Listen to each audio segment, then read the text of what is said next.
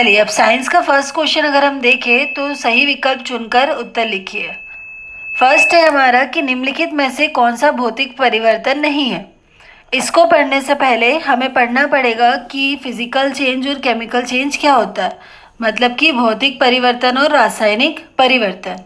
ये जो वीडियो रहेगा कॉमन लैंग्वेज में रहेगा, दोनों लैंग्वेज में मैं इसे समझाऊंगी, तो आप ये ना समझें कि हम हिंदी मीडियम के इंग्लिश मीडियम के कैसे क्या समझें। ठीक है, हम वो लैंग्वेज यूज़ करेंगे जो दोनों के काम में आ जाए। तो देखिए फिजिकल चेंज क्या होता है, जिसमें no new substance is form, मतलब कि जिसमें कुछ नया नहीं बनता है, उसे हम क्या कहते हैं, फिजिकल चेंज। केमिकल चेंज में हम कह सकते हैं कि जिसमें कुछ नया बनता है।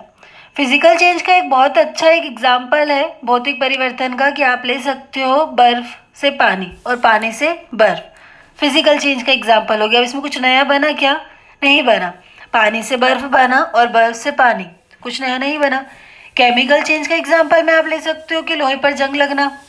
ठीक है, आपकी एक बेंच थी, नॉर्मल बेंच थी, जंग लग गई तो वो चेंज हो गई, तो कौन सा एग्जाम्पल आ जाएगा आपका उसमें? केमिकल चेंज आ जाएगा। ठीक है, अब देखिए आपको इसमें दिया है कि उबलते पानी से जलवाष्प बनना। आपसे पूछा है कि कौन सा भौतिक परिवर्तन नहीं है, तो एलपीजी का दहन भौतिक परिवर्तन नहीं है। एक बार अगर एलपीजी का दहन हो जाता है, ठीक है, फ्यूल आपने जला लिया तो वापस से वो नहीं बन सकता। ठीक है, जिन अभिक्रिया में ऊष्मा का अवशोषण होता है उन्हें कौन सी अभिक्रिया कहते हैं? ऊष्मा शोषी। इस बात का आप ध्यान रखिए, कौन सी अभिक्रिया कहते हैं? शोषी। शोषी और छेपी से एक क्वेश्चन जरूर आपको मिलेगा। शोषी मीन्स होता है जिसमें ऊर्जा क्या होती है? एब्जॉर्ब होती है। इंग्लिश में हम बोलते हैं इसे एंडोथर्मिक रिएक्शन। Which reaction?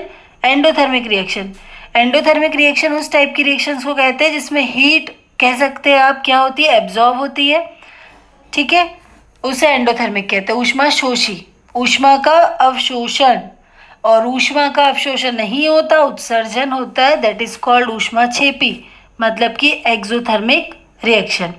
संयोजन और वाष्पीकरण की अभिक्रिया हम नेक्स्ट आगे अभी करेंगे। निम्न में से कौन सी एक रासायनिक अभिक्रिया नहीं है? तो हमें बताना है कि रासायनिक अभिक्रिया नहीं है, मतलब कौन सी इसमें से केमिकल रिएक्शन नहीं है। लोह पदार्थ में जंग लगना, ये तो मैंने आपको अभी जस्ट एग्जाम्पल बताया था। भोजन का पकना, कागज का जलना, तो बर्फ का पिघलना कौन सी अभिक्रिया नहीं है? रासायनिक अभिक्रिया नहीं है। क्योंकि भोजन जब एक बार पक गया, मान लीजिए आपने भिंडी की सब्जी बना ली और खा ली, खाई नहीं तो चलो बना ली, अब आप सोच रहे वापस से भिंडी बना दें हम उसको, कच्ची भिंडी, तो पॉसिबल है क्या? नहीं।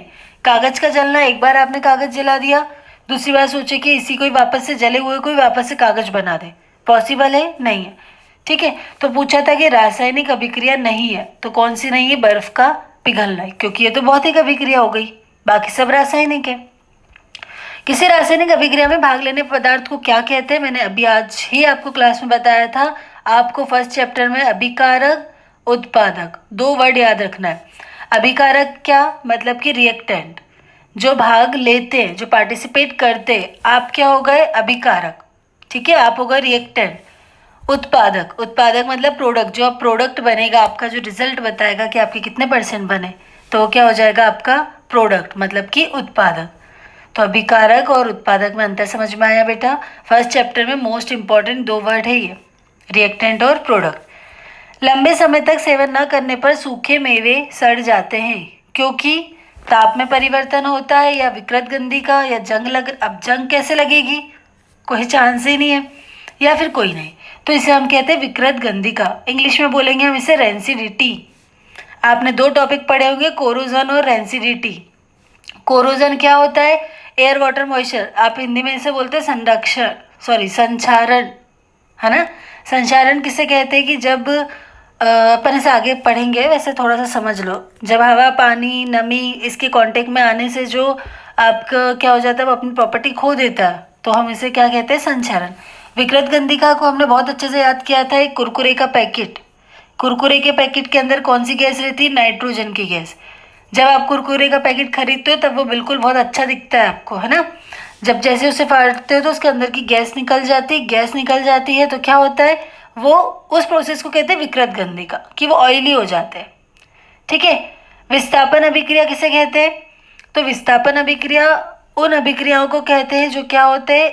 एक जगह से दूसरी जगह विस्थापन हो जाता है जिनका, है ना। तो संयोजन अभिक्रिया तो आपको पता है क्या होती है, जो दोनों मिलकर बनाती है वो संयोजन कहलाती है ना। कॉम्बिनेशन रिएक्शन ये आगे मैं आपको कराऊंगी अभी। नेक्स्ट, निम्न में से कौन सा एक रासायनिक, ये वापस रासायनिक परिवर्तन आ गया, ना जाने इसमें कितने क्वेश्चन लिए इन लोगों ने। चलिए नेक्स्ट देख लेते हैं हम। आपको कॉम्बिनेशन रिएक्शन पता है ना, संयोजन अभिक्रिया जब हम बोल सकते हैं कि दो या दो से अधिक रिएक्टेंट मिलकर एक सिंगल प्रोडक्ट बनाते हैं, दो या दो से अधिक क्या अभिकारक मिलकर एक सिंगल प्रोडक्ट बनाते हैं, सिंगल उत्पादक, तो उसे हम क्या कहते हैं, कॉम्बिनेशन, संयोजन। डिकम्पोजिशन नाम से समझ में आ रहा है जब टूट जाता है, ठीक है। और इसके बाद में अभी आपको डिस्प्लेसमेंट, डबल डिस्प्लेसमेंट ये सब कराने वाली हो, तो आप देखते रहिएगा, ओके। नेक्स्ट हम पढ़ते कि श्वसन को ऊष्माक्षेपी अभिक्रिया क्यों कहते हैं। श्वसन मीन्स होता है बेटा रेस्पिरेशन, ये आज ही हमने किया था क्लास में भी। रेस्पिरेशन को एक्सोथर्मिक रिएक्शन क्यों कहते हैं, इसको पढ़ने से पहले आपको पता होना चाहिए कि रेस्पिरेशन किसे कहते हैं, श्वसन किसे कहते हैं। श्वसन मीन्स होता है जब हमने सांस ली, हमने जो भी खाना खाया था वो खाना क्या हो गया, ऑक्सीडाइज हो गया। क्या हो गया, ऑक्सीडाइज हो गया। तो ऑक्सीडाइज हो जाना खाने को, उस प्रोसेस को हम क्या कहते हैं, श्वसन। क्वेश्चन ये नहीं था कि श्वसन किसे कहते हैं, क्वेश्चन था कि श्वसन को ऊष्माक्षेपी एक्सोथर्मिक रिएक्शन क्यों कहते हैं। क्योंकि श्वसन एक मंद दहन ऑक्सीकरण की अभिक्रिया है जिसमें कार्बन डाइऑक्साइड, जल वाष्प एवं एटीपी के रूप में ऊर्जा निकलती है। जब हम सांस लेते हैं तो ऊर्जा हमारी बॉडी से निकलती है, और एक्सोथर्मिक रिएक्शन भी हमारी यही कहती है, इसलिए श्वसन को क्या कहा जाता है, ऊष्माक्षेपी अभिक्रिया। नेक्स्ट क्वेश्चन, दो नंबर के क्वेश्चन से ना जल्दी जल्दी देख लेते हैं हम, फिर डिटेल में बाद में समझेंगे, है ना, अभी टाइम नहीं है। वायु में जलाने से पूर्व मैग्नीशियम रिबन को साफ क्यों किया जाता है, तो बिल्कुल सही बात है, वायु समझते हैं आप हवा, ठीक है। तो क्वेश्चन आ सकता है आपका कि why should magnesium ribbon be clean before burning in air. तो क्यों किया जाता है, क्योंकि हम जानते हैं कि, देख लीजिए आप, ये मान लीजिए आप मैग्नीशियम की क्या है, रिबन। अब ये क्वेश्चन बोल रहा है कि वायु में जलाने से पहले, अब इसको आपको जलाना है, तो इसको साफ क्यों किया जाएगा, क्योंकि मैग्नीशियम रिबन के साइड में, कोनों में क्या जम जाती है, एक मैग्नीशियम ऑक्साइड की परत जम जाती है, यहाँ पर लिखा हुआ है मैग्नीशियम ऑक्साइड की परत जम जाती है।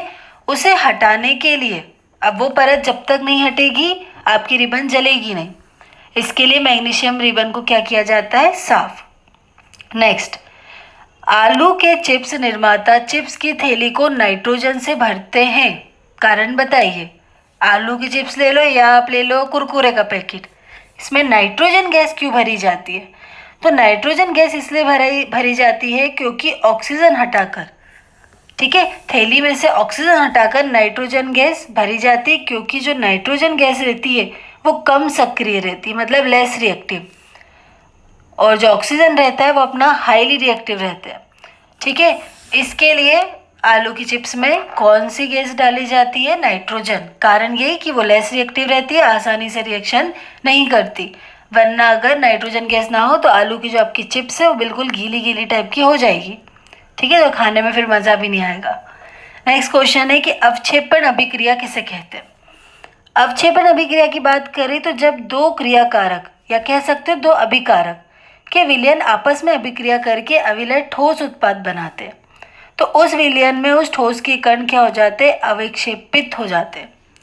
मतलब कि दो अभिकारक आपस में मिलकर विलय कर कर एक ठोस उत्पाद बनाया इनने, अब क्या हो जाएंगे कि इसमें इसके ठोस के कण अवेक्षित हो जाएंगे, ठीक है, तो उसे कौन सी रिएक्शन कहते हैं, अवक्षेपण। ऊष्माक्षेपी अभी मैंने आपको बताई, ऊष्माशोषी अभी हमने कर ली थी, इसका एक नॉर्मल सा एग्जाम्पल भी आप ले सकते हो, ठीक है, एग्जाम्पल आप इसके याद कर लेना। एक यार एग्जाम्पल भी याद कर सकते हो, C+O2 एरो करके लिख देना CO2, ठीक। एक इसका कोई सा एग्जाम्पल याद कर लेना जो याद हो जाए, छेपी का कोई सा देख लेना आप, ठीक है।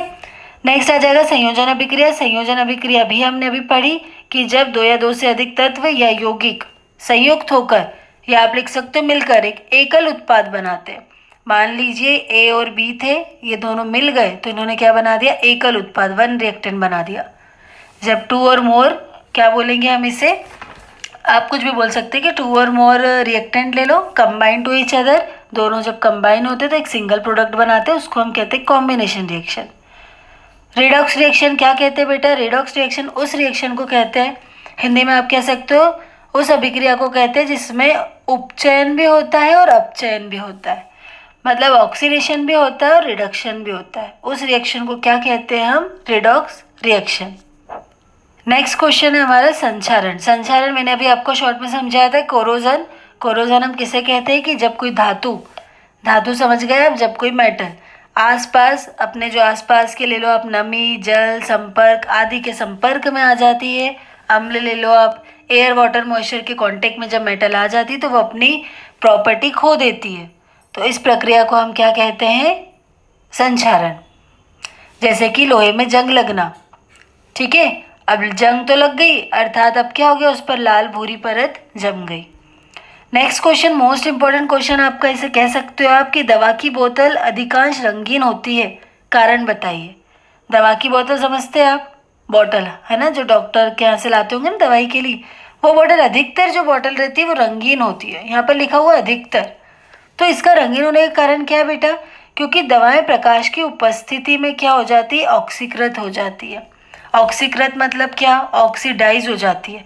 जैसे उन पर सनलाइट पड़ेगी तो वो जो दवाई की बोतल है उसके अंदर क्या हो जाएगा? वो ऑक्सीडाइज हो जाएगी। तो ऑक्सीडाइज जब हो गई तो क्या करेगी? एक विषैली हो जाएगी, डेंजरस हो जाएगी बहुत ज़्यादा। तथा इसे रोकने के लिए क्या किया जाता है? बोतलों को रंगीन बनाया जाता है। बहुत कम आपको ऐसी बोतल दिखी होगी जो सफ़ेद हो बिल्कुल, है ना, उनको रंगीन बनाया जाता है।